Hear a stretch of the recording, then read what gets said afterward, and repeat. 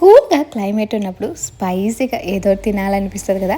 అలాంటప్పుడు ఇలాగ స్ట్రీట్ స్టైల్లో ఎగ్ ఫ్రైడ్ రైస్ చేసుకొని ఆ, మీకు ఎలా వచ్చిందో కామెంట్ సెక్షన్లో కామెంట్ చేయండి. అంటే నా వీడియోనే చేస్తే కాదు, ఒక 4-5 వీడియోలు రిఫరెన్స్ చూసి చేసుకోండి. ఎందుకంటే ఈ సాసులు వేసి నేను ఫస్ట్ టైమే చేసిన, సాసులు వేయకుండా చేస్తే చాలా బాగుంటుంది. ఇవాళ సాసులు వేసి చేస్తున్నా, ఎలా వస్తుందో చూద్దాం.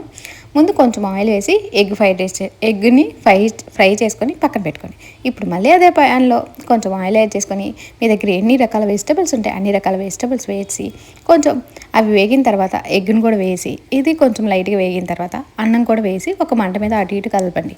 తర్వాత కారం, పసుపు, ధనియాల పొడి, ఇంకా ఏ మసాలాలు ఉంటే ఆ మసాలాలు వేసుకోండి.